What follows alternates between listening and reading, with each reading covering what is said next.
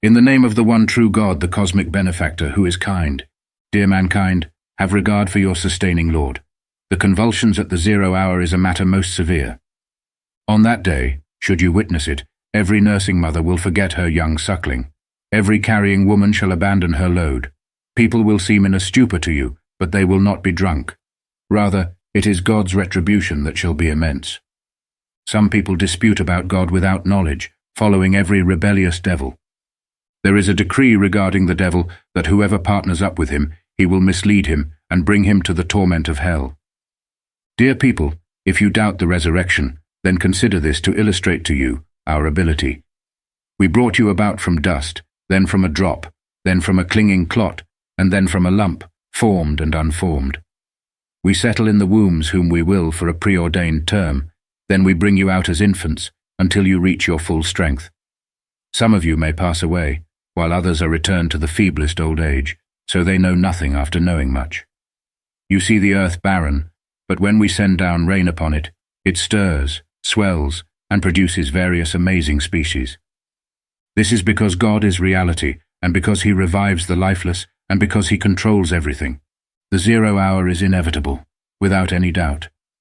God shall resurrect all who are in the graves. Some people argue about God without knowledge, guidance, or in the absence of an enlightening scripture. They twist it to mislead others from God's path. For them, there shall be humiliation in this world. On resurrection day, we shall make them taste the punishment of the fiery blaze. This is what your handiwork brought about for you. God is never unfair towards any subject. Among people there is he who worships God only marginally. In good times he is content, but when misfortune befalls him, he makes an about turn, forfeiting both this world and the life hereafter. He calls on other than the one true God, to that which neither harms nor benefits him. That constitutes a distant stray. He calls on that whose harm is more likely than its benefit. A pathetic mentor and a pathetic protégé indeed. Indeed, God will admit those who embrace truth and act righteously amidst gardens beneath which streams flow. Indeed, God does whatever he wills. Anyone presuming falsely that God can never offer him rescue from severe trouble, both in this and the next world, should extend a rope to the ceiling and strangle himself to escape his trouble. Let him thereafter observe whether his escape strategy did indeed rid him of that which was troubling. So now we sent it down as evidence that explains, for surely God guides whom he wills. Those who embrace, the Jews, the Sabians, the Christians, the Zoroastrians, and those who co-opt false gods with God, God shall one day distinguish between all of them on resurrection day. God is always witness over all things. Will you not for a moment consider that everything in the heavens and throughout the earth bows down to God, the sun, the moon, the stars, the mountains, the trees, the animals, and many people? Those who do not bow down shall incur retribution. Whomsoever God humiliates, none can honor.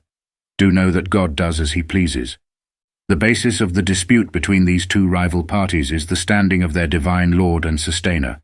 Those who suppress the truth shall have garments of fire tailored for them, while boiling water is being poured over their heads, melting their insides and their skins. For them, there shall be hooked rods of iron. Every time they seek to escape their torment, they are returned to it, hearing the words, "Taste the punishment of the blazing fire." Indeed, God will admit those who embrace truth and act righteously amidst gardens beneath which streams flow. In it, they shall be made to wear armlets of gold and pearls. Silk garments shall they wear in those gardens. They were led to the correct ideology and to the cherished path. The denialists are those who obstruct God's path and access to the sacred sanctuary, a place we designated for all people, whether they reside nearby or come from afar. Anyone who seeks to desecrate it with wickedness shall we cause to feel a painful sentence. We showed Abraham the site of the sacred institute, saying, "Do not co-opt anything with me. Keep my house pure for those who pass through, for those who stay over, and for those who bow down humbly." Announce the pilgrimage to humanity. They will come to you on foot and every mode of transport, from every distant mountain pass. They come to inspect that which they find of benefit and to celebrate God's name during the known days. This they do for God blessing them with increased livestock. Do then partake in eating from it and offer sustenance to the destitute who are experiencing hardship. Thereafter, let them attend to their own impurity, fulfill their obligations, and do rounds by the ancient house. Such, let it be. Whoever honors the things God made sacred shall be in good standing with his divine Lord. Eating the meat of your own livestock is permissible for you, except that which was explicitly prohibited. When on pilgrimage, shun the shameful behavior associated with idolatry, and steer clear of meaningless utterances, all the time being in pure devotion to God, while not associating any false worship with him. He who co-opts false gods with the one true God is as one who fell from the sky and is either snatched by birds or carried away by the wind to a distant place. That is how it is to be. Those who honor the tokens of God do so because they are emotionally touched. Though they serve to temporarily benefit to you, their place is at the ancient house. For every nation did we institute a rite, so they may commemorate God's name over the livestock he provided for them. Your God is one God, so do submit to him, and reassure those who are dutiful to God. Those whose hearts tremble at the mention of God, those who remain resilient no matter what afflicts them, who maintain observance, and who spend out of what we have provided them. We made the sacrificial animals among God's tokens for you, and there is benefit for you in their sacrifice. When they are lined up, pronounce God's name over them. Once they have fallen on their sides, partake in eating from them and feed those in need, whether they ask or not. In this way did we tame them for you, so you may give thanks. Neither their flesh nor their blood reaches God. It is the fact that you paid regard that reaches him. For that reason did we subject them to your needs, so you may glorify God for having shown you the way. Comfort thus the doers of good. God defends the embracers, and God has no love for any ungrateful traitor. Permission is given to those who were fought against to retaliate, because they were wronged. Indeed, God can grant them victory. Those who were unjustly evicted from their homes, simply for saying, "Our divine sustainer is the one true God." Had God not repelled some people by means of others, grain silos, trade centers, networks and sacred spaces where God's name is frequently invoked, would have been demolished. God will support those who support his cause. God is powerful and mighty. Those who, if we should establish them firmly on earth, will establish observance, spread moral refinement, advocate for the common good, and advocate against what is baseless. God indeed controls the outcome of all matters. If they repudiate you, know that the people of Noah and Ad and Tamud made similar repudiations. Similarly, the people of Abraham and the people of Lot. Also the inhabitants of Midian. Moses too was accused of lying. I granted reprieve to the obscurers, then I seized them. How was my rejection? Many a township was wiped out, because they were oppressors. So now they lie flat on their roofs, many wells lying useless, and many a palace in ruins. Have they not traveled through the earth? Have they not minds with which they can think logically, or ears to listen? It is not the eyes that go blind, but hearts inside chests that go blind. They are rushing you towards damnation, but God never breaks the promise. Indeed, a single day before God is that of 1,000 years in your calculation.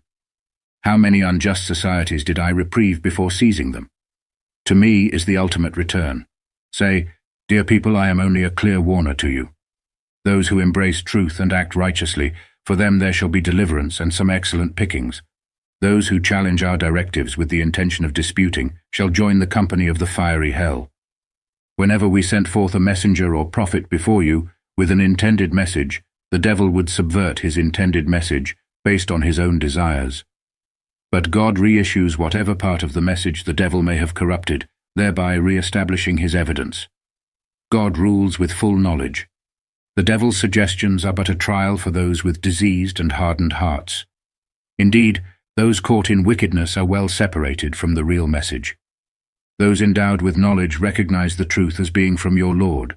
They embrace it, and their hearts readily submit to it. God guides those who embrace that which leads towards a straight path.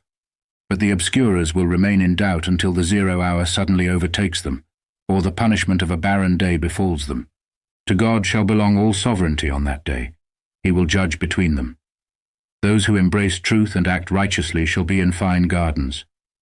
But those who suppressed and obscured while denying our evidence, for them there awaits a humiliating sentence.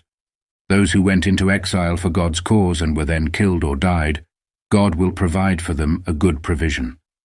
God is the best of providers. He will admit them through a portal which they will find pleasing. God is all-knowing and most lenient. That is so, if anyone retaliates in equivalence to the harm inflicted upon him and is transgressed upon, God will assist him. God is pardoning and forgiving. That because God turns night into day and day into night, and God hears and observes all. That also because God is real, while what they call upon besides him are devoid of reality, and because God is supreme and vast. Will you not for a moment consider that God sent down water from the sky, so the earth became green? Indeed, God is aware and discerning. To him alone belongs all that is in the heavens, and all that is throughout the earth. Indeed, God is self-sufficient, worthy of all praise. Will you not for a moment consider that God has subjected to your need all that is on earth, including the ship that moves upon the sea by his command? He retains the heavens from falling to the earth by his command. Indeed, God is loving and kind. It is he who gave you life, he who will cause you to die, and he who will then resurrect you. Yet the errant man remains ungrateful. For every community we established certain rites which they follow, so do not let their disputes entangle you. Instead, invite to your Lord, for you are on a straight path. If they argue with you, say, God knows best about what you are doing. On the day of resurrection, God will judge between you, resolving all your disputes. Do you not know that God is aware of everything in the heavens and the earth? All of this is documented. This is easy for God. Yet they grant divine status to other than God, that which he never authorized, that which they have no knowledge of. No supporter does the unjust possess.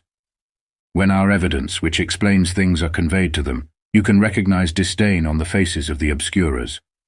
They are almost on the verge of attacking those who convey our evidence to them. Say, shall I inform you of something worse? The fire that God promised to the denialists, a dreadful fate. Dear people, a parable is presented. Listen to it attentively. Those you call upon besides God cannot even create a fly, even if they combined their efforts. If a fly was to snatch something away from them, they would be unable to retrieve it. The chaser and the chased are both weak. Their determination of God falls short of what he really constitutes. God is powerful and noble. God chooses messengers from among angels and humans. God is indeed all-hearing and all-seeing. He knows their past and their future, and all matters shall be referred back to God.